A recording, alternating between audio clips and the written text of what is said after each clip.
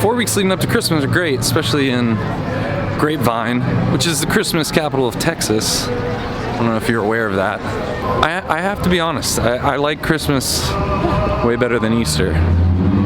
I want to explain why in this video.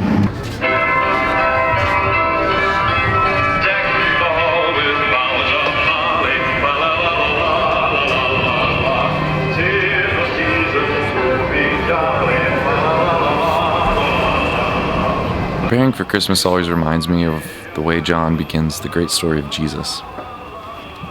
He doesn't just start at the beginning, he starts at the very beginning. In the beginning was the Word, and the Word was with God, and the Word was God. But I think the most radical and world-changing statement in all of Christianity is a little farther down. And the Word became flesh.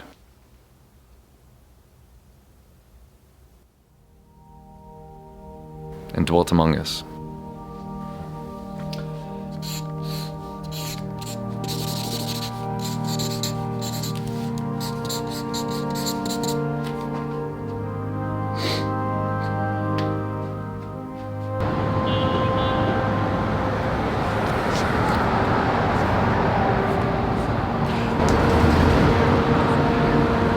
The word incarnation means like to become flesh, to be infleshed. God became flesh.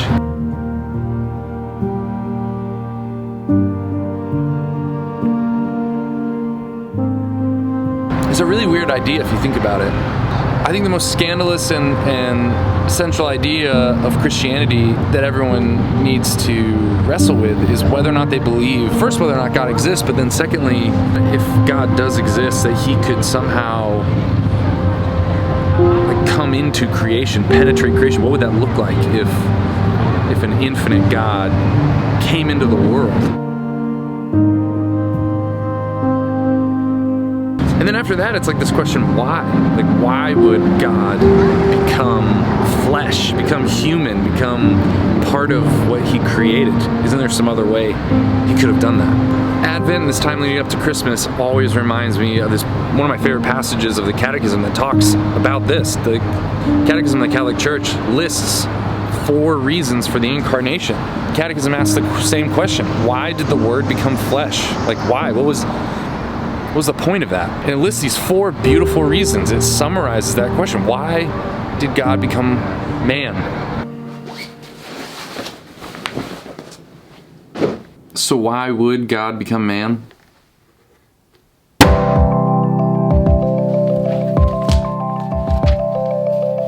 First reason the Catechism gives is for reconciliation. The Word became flesh to save us by reconciling us to God. Jesus comes to reconcile us to the Father. Secondly, the Catechism says, the Word became flesh so that thus we might know God's love. We can understand what God's love is like through his Son, Jesus, through Jesus' actions, through Jesus' care for the poor and the vulnerable, for the least of society, through the way Jesus offered his whole life for us out of love, for the way Jesus used suffering and sacrifice as a sign of love. Those two, reconciliation and love, those 2 reasons for the Incarnation, Jesus shows us this very powerful, radical, otherworldly type of reconciliation and love for one another and for God.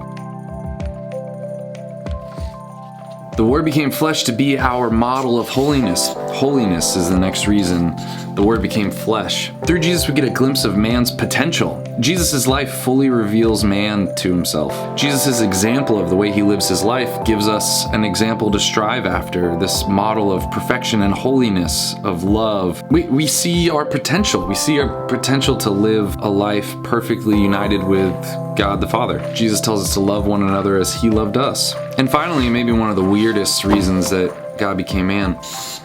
The Catechism says the Word became flesh to make us partakers of the divine nature. I remember hearing this quote by Roberto Duran, who's a famous boxer, and he had this quote, "I am not God, but I am something similar." Sounds like something Kanye would say. I am a God. We're made in the image and likeness of God, so we have this otherworldliness part of us. We have this spark of God in us. We're made in his image and likeness. And one of the central themes of Christianity, of the gospel of Jesus, is that we're called to participate in God's life, that we're called to become more divine. I know it sounds weird. It sounds really strange. Like we're supposed to be gods, not in the same way that God is a god, but to participate in God's godness. Like think about it. When you look at a beautiful painting, you kind of participate in the beauty of that painting. When you look at a beautiful mountain or landscape, you're participating in that beauty. Or when you discover some truth, or when you experience goodness, you're participating in the goodness or the truthiness of something. And then we have this radical quote by St. Athanasius, who said, "For the Son of God became man so that we might become God." These are really wild reasons for the Son of God to become man. And I always try to, around this time of Advent, to remind myself of those 4 reasons and to reflect on those. Like, what does it mean that Jesus came to reveal God's love? What does it mean that Jesus came to reveal a model of holiness, to reconcile us to the Father, and to help us participate in the divine life? What do those 4 things mean? Reconciliation, love, holiness, and divinity. Those 4 reasons for the Incarnation, I hope you'll think about this Advent. It says in another place in the Catechism that only when Christ is formed in us will the mystery of Christmas be fulfilled in us.